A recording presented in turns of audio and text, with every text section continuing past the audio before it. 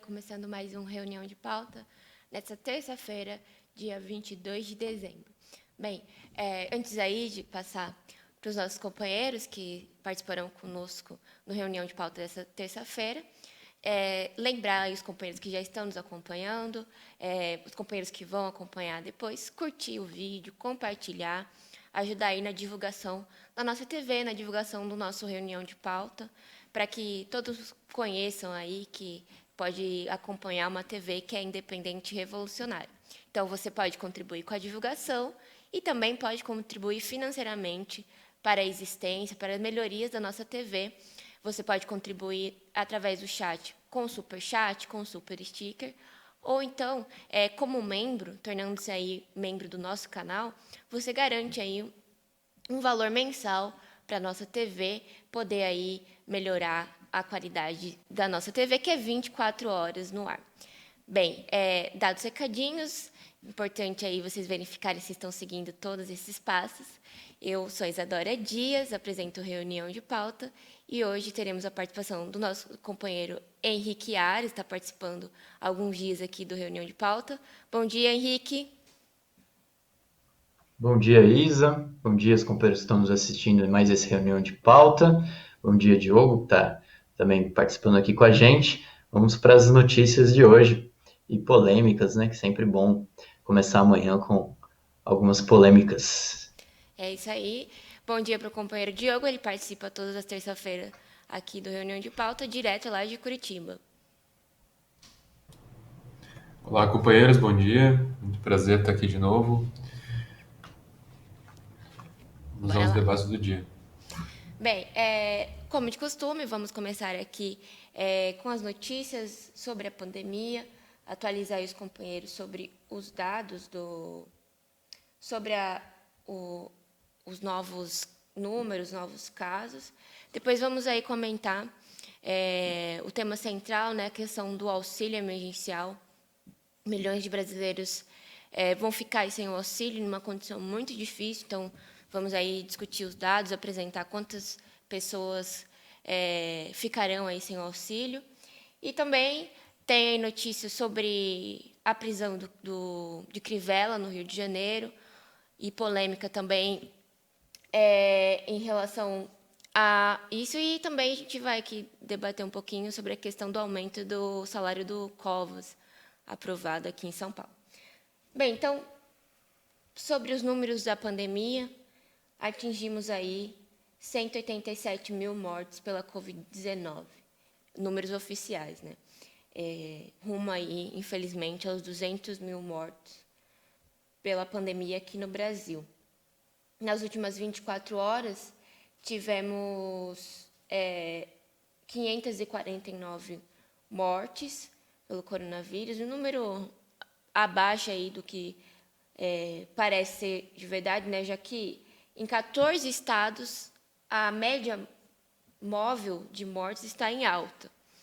Então é engraçado, né, que a média móvel de mortes está em alta. Inclusive ontem nós batemos o recorde dessa média de mortes, mas os números claramente estão subnotificados.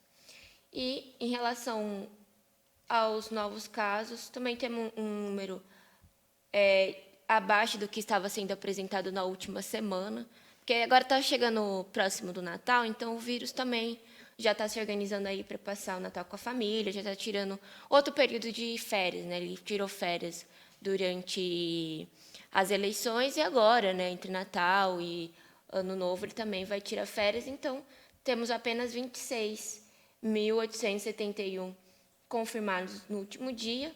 Outro número estranho, já que na semana passada a gente apresentou aí, tivemos registro de 60 mil, quase 70 mil novos confirmados, mas agora abaixou para 26 mil. Bem, acho que atualizações é isso. Algum comentário, companheiros? Eu acho que o único comentário que a gente pode fazer é reforçar aquilo que a gente vem falando, né? O vírus, a situação no país vem piorando, né? Só que a histeria é bem menor do que no início da pandemia, embora seja pior a situação. Eu ouvindo rádio hoje, inclusive, o pessoal, a imprensa burguesa falava o seguinte, que com os voos do Reino Unido, né, por conta da mutação do coronavírus, vão passar a ser monitorados todos os voos que chegam no país. Daí a própria jornalista da imprensa golpista falou, mas como assim vão ser monitorados? Porque antes não estavam sendo monitorados? De fato, não estavam, né? Era tudo uma farsa. E é uma farsa mesmo, porque o pessoal, assim, quando você entra no shopping ou no supermercado, tem um cidadão lá medindo sua temperatura e passando alquinho na mão do pessoal. Que, assim, não adianta nada, mas é alguma coisa. Mas se você pegar um ônibus lotado e um voo lotado, não tem álcool, não tem medição de temperatura, não tem nada. Então, não sei. É tudo uma grande farsa no final das contas, né? De fato, o que a burguesia, os governos vêm fazendo é isso, desde o início da pandemia, uma grande farsa. E a gente vai caminhando aí para uma situação bastante grave do vírus e da contaminação, né?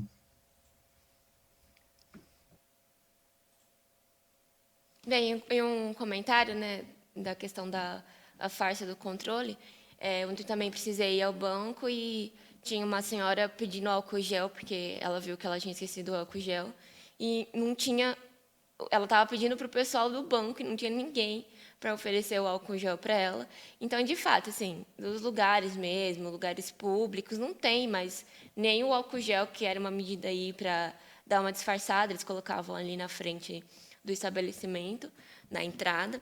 E também, em questão sobre o supermercado, a denúncia aí de funcionários que estavam medindo, que passaram a medir a temperatura pelo pulso, porque quando eles estavam medindo a partir da testa, as temperaturas eram maiores. Então, acho que se apresentava aí uma temperatura maior, o pessoal tinha que bloquear a entrada de alguém e tal. E isso daí gerava prejuízo para os estabelecimentos, né, para o supermercado e tal. Então, eles passaram a medir pelo pulso para que não apresente aí uma temperatura alta e não precise bloquear ninguém.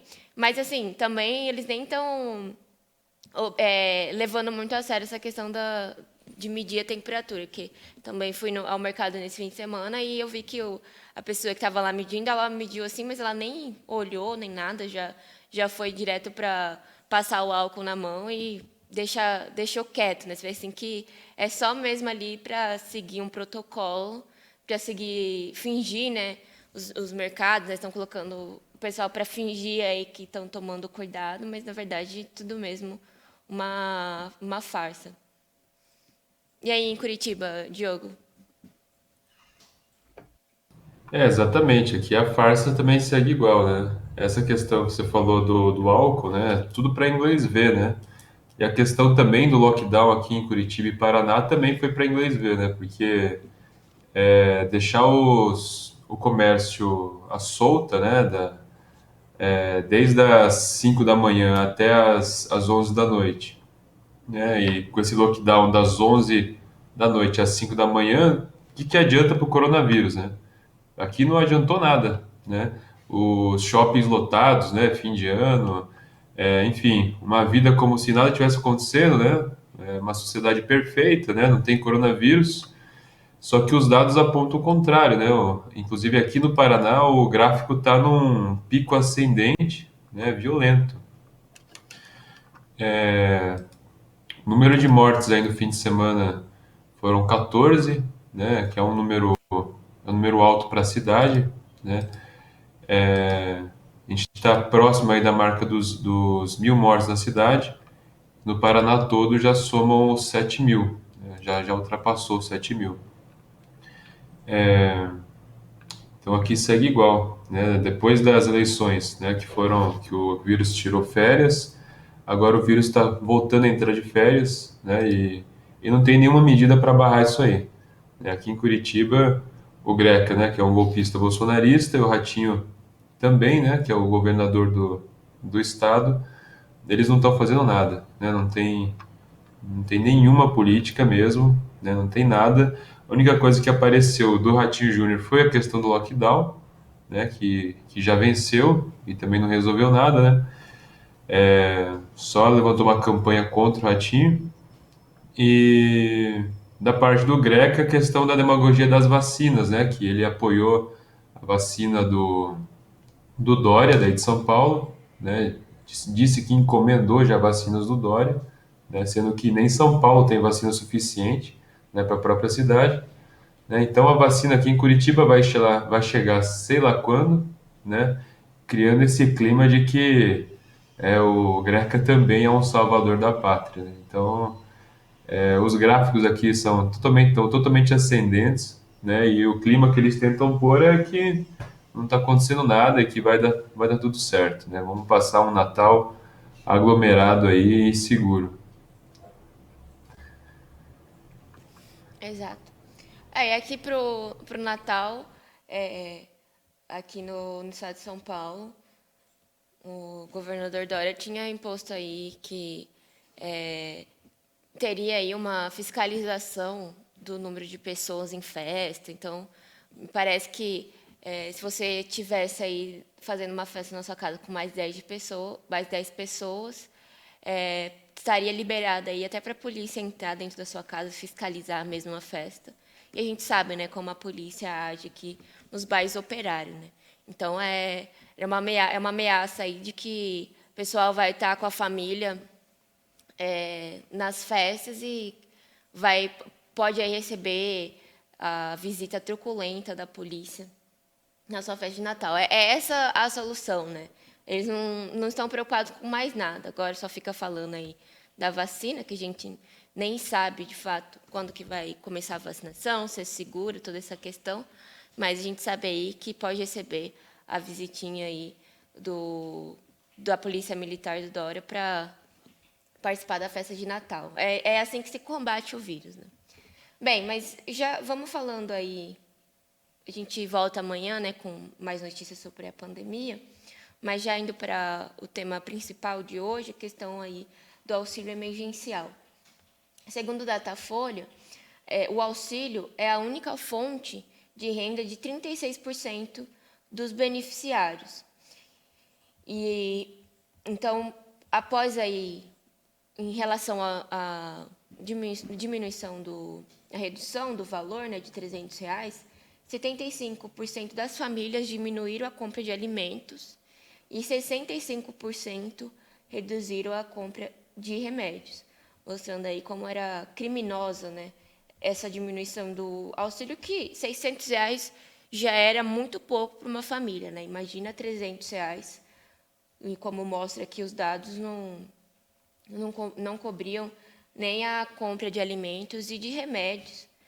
Ainda mais remédios, né? Se você está numa pandemia, imagina ter que reduzir a compra de remédios. E sobre a questão de aumentar a fome, com o fim do auxílio emergencial que está previsto aí para acabar em janeiro, temos uns dados alarmantes aqui de que 13 milhões de pessoas passarão a sobreviver com $1,90 por dia, menos aí de R$ 10 por dia. E 51 milhões de brasileiros entrarão aí também numa situação de pobreza, sobrevivendo com $5,50 por dia, também algo em torno de R$ 25 por dia.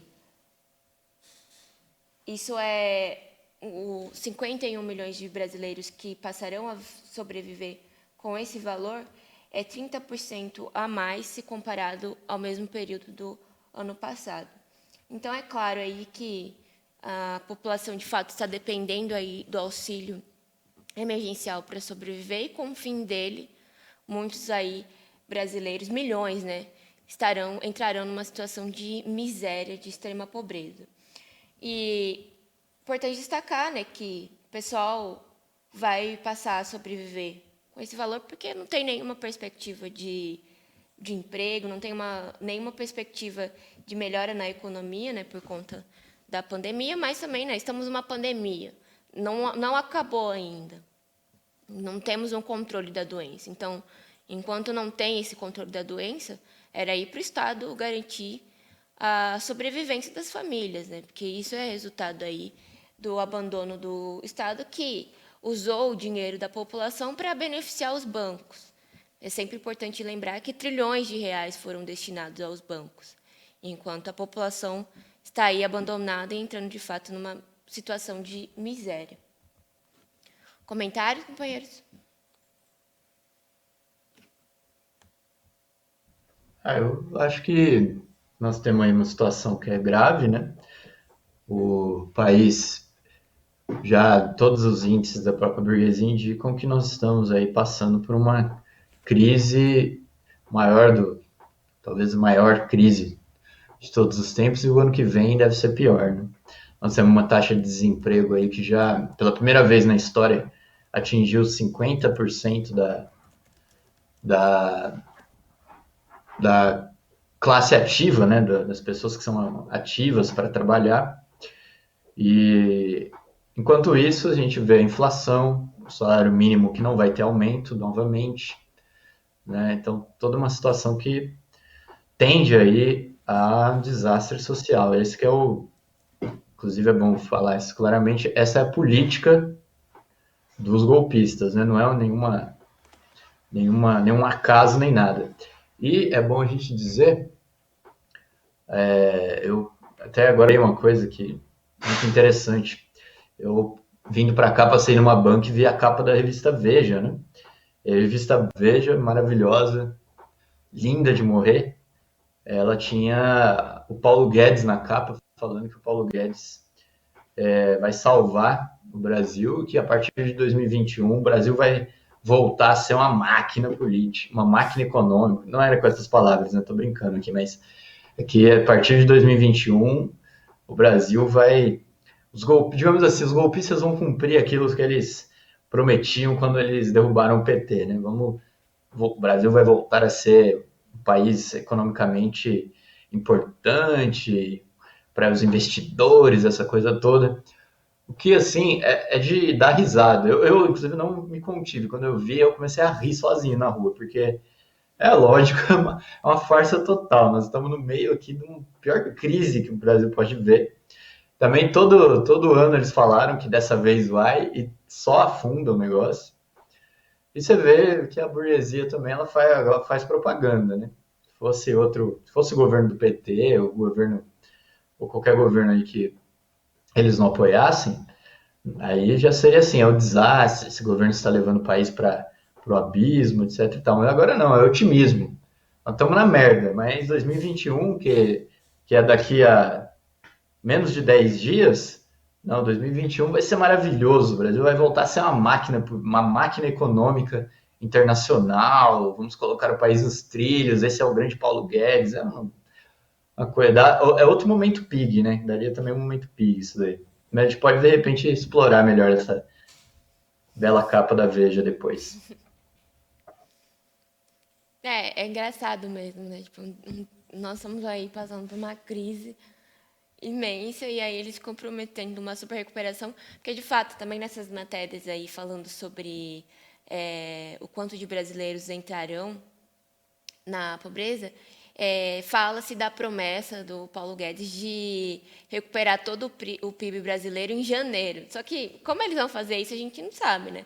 Eu acho que é vendendo todo o Brasil, uma coisa que a gente já vem acompanhando, né? Mas mesmo assim não tem como, porque todo o dinheiro do Brasil vai para o capital estrangeiro. Então, assim, é engraçado mesmo, né? Seria cômico se não fosse trágico também, né? Porque você vê aí que eles não têm nenhuma política, e eles ficam nessa promessa de não, vai melhorar, fiquem tranquilos. Em um mês nós vamos recuperar aí tudo que nós perdemos, as pessoas vão voltar a ter sua condição de vida antes do golpe, né? Porque é importante destacar isso também, que essa política é continuação aí, aplicação dos golpistas, é o governo dos golpistas. Um comentário, Diogo? Na mesma linha, né? As colocações aí que o partido faz desde o começo, né? E também não tem como a economia voltar se a pandemia não tem nenhuma amostra de solução, né? A gente vai voltar aí das férias aí, janeiro, dezembro, janeiro, fevereiro, chegando o carnaval e aglomeração a 1.000 graus, né? Então, as praias também lotadas, enfim, comércio solto, né? Enfim, a tendência é que a pandemia piore, né? Então, não tem como, não tem condições, né, de ser otimista nessa virada de ano, né? É uma demagogia total para, enfim, para manter os comércios, né, ascendentes, né, manter os comércios aí aquecidos, né, para o pessoal gastar dinheiro nesse fim de ano, né, e pular as ondinhas aí na virada, né? Então, mais demagogia como sempre. Pois é. Bem, antes de passar para o companheiro Henrique chamar aí a notícia sobre a prisão do Crivella no Rio de Janeiro, agradecer ao pessoal que está no chat, nós inclusive temos um novo membro. Um bom dia, então, para o companheiro Wood Pride, Arthur Freitas também está aqui, Anderson Andrade Alex, Paulo Amaro Ferreira, Paula Monteiro, Walter dos Santos Vargas, companheira Elizabeth Novi, companheira Bárbara. Temos um novo membro, Tupi Cambuí, seja muito bem-vindo. Faça assim como o companheiro, torne-se também um membro da nossa TV para ajudar aqui o crescimento, a melhorias do nosso canal. Renato Islam está aqui comentando Lula presidente em 2022. Quem mais? Companheira Angelina Dias. E Maria Ângela Abduc. A companheira Angelina Dias comenta, né, que o aumento dos remédios também é significativo. Então, imagina, né? Diminui o auxílio emergencial, mas a gente sabe aí que o preço dos mercados aumentaram, dos remédios, tudo aumentou, né? Mas o governo aí federal acho que vive em outro mundo, né? Para abaixar o valor e achar que seria suficiente. A companheira Renata Diniz apareceu aqui também. Quem estiver acompanhando, deixe seu bom dia, participe aqui do comentário do chat com os companheiros. E eu já passo aí para o companheiro Henrique noticiar sobre a prisão de Crivella. Antes de eu falar da prisão do Crivella, um comentário que alguém fez, acho que foi a companheira Angelina e a companheira Elizabeth Novi, fizeram sobre o Dória, né? Vocês vejam que a burguesia está fazendo muita propaganda do Dória mesmo, né? Inclusive essas encomendas aí dos outros estados para o Dória é tudo propaganda. Olha lá, vamos comprar as vacinas de São Paulo produzidas pelo grande governador Dória. Tudo isso é parte da propaganda da burguesia aí em torno da sua aposta aí, numa das apostas da candidatura para 2022, né? Uma candidatura da direita golpista, né? Puro sangue, sem o Bolsonaro. Mas, já que a gente tem a ver com o nosso tema, prisão do Crivella, né? Hoje de manhã fomos surpreendidos aí pela prisão do Crivella, faltando 9 dias para ele entregar o mandato. O Crivella foi preso por conta aí de investigações de corrupção, né? Lógico, tem vários meandros aí, inclusive eles ainda não tem todas as informações e tudo mais, mas a primeira informação que chega é uma investigação que já vem sendo feita há alguns anos, o que mostra também que a gente tem que ficar de olho, que é o seguinte, a burguesia lança a mão de uma investigação agora, não necessariamente para eles pegarem o cara agora. Eles podem usar isso para pegar o político aí quando eles acharem mais conveniente para eles. Mas seria aí por pagamentos de propina, né? Segundo as acusações, havia um gabinete na prefeitura em que todo mundo que tinha algum serviço,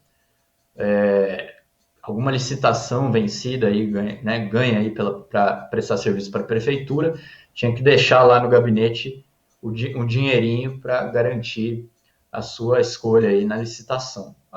Coisas desse tipo, né? Nenhuma novidade no que diz respeito aos governos burgueses, que são todos eles, né?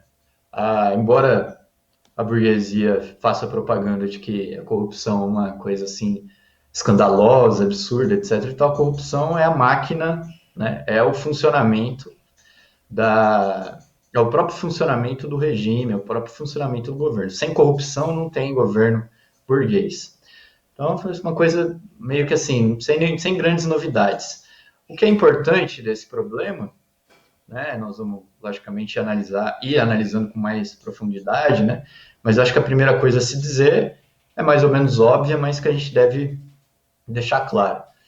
É uma ofensiva numa das alas da burguesia, nesse caso aqui, da direita golpista tradicional, né, que se aproveitou aí da derrota do Crivella, o Crivella perdeu a eleição, né, eles se juntaram aí para derrubar o Crivella, e a partir do momento que o Crivella perdeu a eleição, foram aí para a ofensiva para meio que assim tentar desfazer de vez, né, tentar dar um tiro de misericórdia nessa ala bolsonarista no Rio de Janeiro, que a gente sabe que não necessariamente eles vão ser vitoriosos não vão ser definitivamente vitoriosos. Nessa luta aí é muito encarniçada, né? São alas da burguesia que vão uma avançando no jogo, quando uma avança, a outra procura se defender e avançar de novo.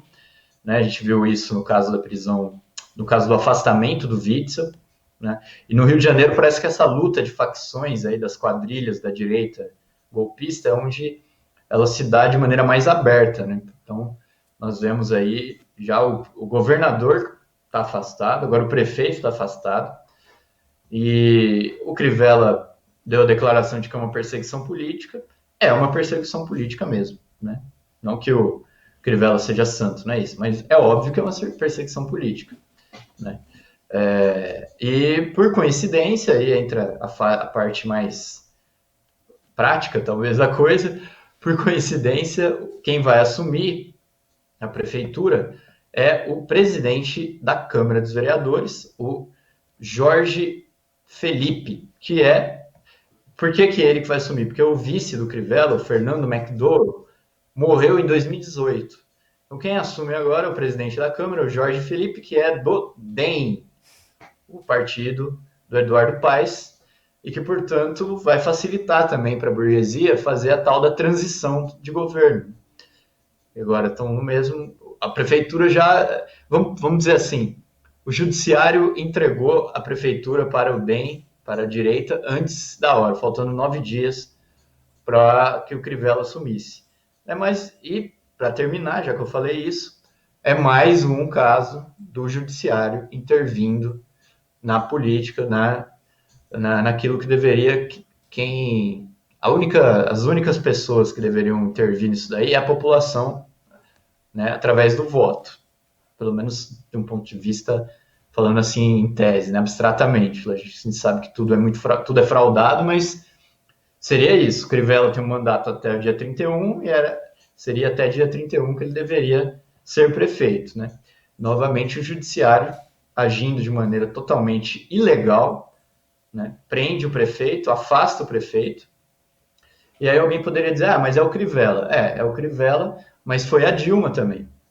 Mas pode ser outras da esquerda, né? Então, a gente não tem que ser a favor de que esses canalhas do judiciário, esses fascistas do judiciário, mesmo em nome de ter sido Crivella, que é um bolsonarista, etc e tal, de que esses caras têm um poder para passar por cima, né, da política, do mandato de ninguém aí, né? Então, acho que de início, o que dá para dizer é isso daí, né? E só um comentário para acrescentar, para o pessoal aí que está pensando em comemorar, né, falando, não, mas o Crivella aí, ele era o candidato do Bolsonaro e tal. Importante destacar, né, que o Paes, o novo prefeito aí, que vai assumir após começo de janeiro, ele já foi até visitar o Bolsonaro. Logo após a vitória dele, ele fez um discurso já apontando aí uma boa relação com Bolsonaro e depois concluiu com a visita. Então, não dá nem para a esquerda comemorar nesse sentido, porque o Paes também será, com certeza, aí, um candidato bolsonarista. meu comentário sobre a questão era isso. Se o Diogo não quiser comentar alguma coisa, senão a gente continua aqui com a pauta. Você tinha uma polêmica, né, Henrique? Eu tinha uma polêmica sobre a frente ampla, justamente, né? Nós tivemos algumas. Desde que a esquerda decidiu apoiar aí justamente esse DEM aí do Eduardo Paes, né, na Câmara dos Deputados, tudo indica, estão decidindo aí, mas tudo indica que o candidato do Rodrigo Maia vai ser alguém do MDB, provavelmente o Baleia Rossi, ou, bom, pode ser outro também, estão discutindo aí. Mas eu vi aqui em vários órgãos de esquerda as justificativas para o apoio ao Rodrigo Maia, né? E é uma coisa assim interessante, porque nós temos aí, deixa eu abrir aqui, eu entrando no site do Vermelho, eu tive acesso, né, a um. Bom, na verdade é o seguinte, como a gente tem pouco tempo, vou falar de uma polêmica em particular e depois, de repente, amanhã a gente fala dessa do Vermelho, porque o Vermelho diz que o PT precisa entrar logo na frente ampla, porque isso daí é o grande combate ao fascismo. Mas eu vou falar de outra polêmica, que inclusive nós já escrevemos para o Diário Caos Operário, que foi um artigo publicado pelo colunista Jefferson Miola, acho que é assim que fala, perdão, no blog dele e também no site do Brasil 247, em que ele diz que a frente com o Rodrigo Maia é um bloco antifascista. E é interessante porque são duas coisas interessantes. Primeiro que ele fala, tudo bem que o Rodrigo Maia sentou em cima de quase 60 processos de impeachment, ou seja, sustenta o Bolsonaro, e aprovou todos os principais e piores ataques contra a população. Mas mesmo assim, a esquerda fez certo em se juntar com o Rodrigo Maia contra o fascismo. Mas aí você fala, meu, como assim? O cara na verdade, então, se você colocar ao pé da letra, na verdade a esquerda está se juntando com o fascista, né? Que é o principal responsável por atacar o povo e sustentar o Bolsonaro. Então, ele está propondo um bloco antifascista com os próprios fascistas, né? E aí, no meio da matéria, ele ainda levanta aí, né, Leon Trotsky para justificar o bloco com o Rodrigo Maia. Eu fui procurar no Trotsky, onde ele diz que você tem que fazer bloco com o Rodrigo Maia. Eu estou sendo irônico aqui. Mas eu fui procurar no Trotsky, onde que o Trotsky diz que você tem que se aliar com a direita burguesa, né, no parlamento, ainda por cima, para derrotar o fascismo. E eu não achei nada disso. Na verdade, eu achei o contrário, né? Só que o Jefferson Miola, ele explica, ele usa uma citação do Trotsky, que é a seguinte, é o problema da frente única, que o Trotsky defendia a frente única entre os comunistas e a social-democracia para derrotar o fascismo. Uma frente única das organizações operárias, né, nas ruas, etc. e tal. Uma mobilização revolucionária, né? E ele esconde uma coisa importante. Primeiro, de que o Rodrigo Maia, o DEM, o PSDB, o PMDB, eles não são a social-democracia, eles são a direita. Social-democracia seria o equivalente, por exemplo, ao PT. Né? E que, justamente a crítica do Trotsky é de que a social-democracia, a esquerda da época, ao invés de fazer essa frente única para lutar nas ruas, né, de maneira prática contra o fascismo, contra o nazismo, eles procuravam se integrar ao regime político, no parlamento, etc. e tal, justamente com o que a esquerda no Brasil está fazendo hoje, que é o erro que o Trotsky apontava. Então, vocês vejam que até o coitado do Trotsky foi usado aí para tentar justificar esse bloco da frente ampla com o Rodrigo Maia. Mas é isso. Bem, nesse sentido, até reforça aí, então, o pessoal a se inscrever na Universidade Marxista, porque a partir do estudo aí, o curso, né, sobre o stalinismo que nós vamos fazer, vai dar para entender melhor do que trata-se essas alianças com a direita, né, com a desculpa de combater o fascismo, né? Tanto que o companheiro... um minuto. Tem um companheiro aqui no chat que ele contribuiu com um superchat e perguntou aí sobre o material. Então, para informá-lo, o material do partido, do curso, já está sendo aí organizado por uma equipe de militantes que estão trabalhando, né, na organização desses materiais. Inclusive, terão traduções aí inéditas no português. E ele vai sendo colocado aí na plataforma no desenvolver do curso. E também já, logo menos, já vai começar sendo liberado aí texto para estudo, para ir acompanhando o curso. Então, os companheiros aí que já estão inscritos vão acompanhando a nossa imprensa, acompanhando o site também, para ir recebendo essas atualizações. E, a partir disso, também agradeço o superchat do companheiro aqui para nós. Isso ajuda aí no desenvolvimento da nossa imprensa. Bem, passo para o Diogo se tiver algum comentário. Dessas questões, vale ressaltar que tanto essas arbitrariedades, né, do judiciário quanto a frente ampla são problemas gigantescos, né, que tentam reafirmar o centrão aí derrubado, né, pelo golpe de Estado, né, só que passando por cima da Constituição, né, passando por cima de todos os direitos, né. Então, lembrando que os golpistas são todos, né, não é só o Bolsonaro, mas justamente o STF aí e também o judiciário que tenta disputa, né, com o bolsonarismo, né, o golpe de Estado, o controle do Estado burguês, e a todo momento ameaça, né, ainda mais, né, rasga ainda mais a Constituição, que nem nessas prisões aí, como o caso dos 300 do Brasil, né, da Sarah Winter, né, que prenderam lá os militantes bolsonaristas,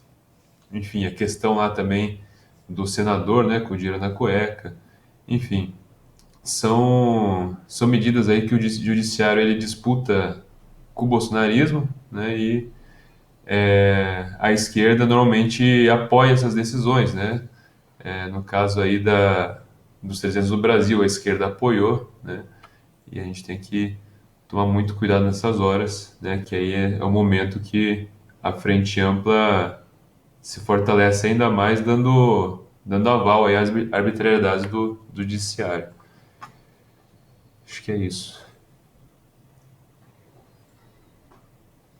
Bem, e acho que para encerrar rapidinho, dá para comentar aí o aumento do salário do prefeito aqui de São Paulo, Bruno Covas, e o dos secretários aí, que aumentará de... Porque, assim, a gente sabe, né, aumentou aí o preço dos alimentos, dos remédios, está tudo muito difícil, e só o auxílio emergencial que diminui, mas aí o salário dos golpistas aumenta, né? Então, foi aprovado aí um aumento de 47% do salário aí do Bruno Covas e dos secretários. Então, de 25 mil, que era o salário anterior de Covas, agora vai para 31 mil, e o dos outros secretários vai para 30 mil. Então, fato, né? A situação está apertada, então tem que, de fato, ganhar mais, né? 30 mil aí, eu acho que ajuda bastante uma família conseguir fazer uma compra no mercado, porque eu acho que só recebendo esse valor mesmo para você conseguir fazer uma compra dos alimentos básicos, né, da cesta básica, seria necessário mesmo esse valor. Então, a gente vê aí que, diferente aí de todo o resto da população, os secretários, o prefeito aqui de São Paulo, ele não vai ficar muito apertado, né? Eu acho que, não sei se cobre todas as despesas da família dele, mas eu acho que dá para passar bem pela crise. Não é, Henrique? Com certeza. Acho que o Bruno Covas estava precisando de um aumentozinho agora no final do ano. Ele que lutou tanto aí arduamente contra o coronavírus, né? Livrou a cidade de São Paulo dessa pandemia mortal. Ele que é uma pessoa tão séria, tão trabalhadora, né? Acho que ele merece, ele e os vereadores, né, os assessores, todos esses caras aí merecem muito, né? Quem não merece mesmo são os trabalhadores, os servidores, esses aí não merecem porque esses aí são privilegiados, recebem salário muito alto, tem uns benefícios que são assim absurdos, né? Quem precisa de vale alimentação, de vale de cesta básica, de vale Natal, essas coisas aí, né? Tem que enxugar a máquina da prefeitura, né? E assim sobra mais dinheiro pro lutador Bruno Covas, né? Isso daí é um escárnio, né? Então não tem muito o que comentar, né? Tem que só denunciar mesmo. É só que, na verdade, valendo-se aí do nome dele, Covas, né, ele trabalhou bastante mesmo durante a pandemia, porque a cidade de São Paulo aí está entre as que teve mais vítimas fatais do coronavírus. Então, acho que, de fato, merecido esse dinheiro pelo tanto de mortes que eles conseguiram gerar com a pandemia, tendo todas as condições possíveis para ter evitado o tanto de vítimas e ainda ele vai trabalhar bastante, né? Porque eles querem voltar às aulas, eles querem matar mais trabalhadores, professores, funcionários aí da educação e até crianças, que a gente vê que aqui em São Paulo eles estão conseguindo matar até crianças, que seria aí um do setor da população que seria menos atingido pela pandemia. Então, acho que, nesse sentido, é até válido mesmo o aumento de salário, pelo tanto de trabalho que eles tiveram. Bem, encerramos aí com esses. A gente até fica um pouco irônico, né? Porque é uma situação tão escrachada, né? Que a gente, enfim. Mas aí passo já para o companheiro Diogo se despedir, o companheiro Henrique, e agradecer aí a participação dos companheiros nessa terça-feira aqui no Reunião de Pauta.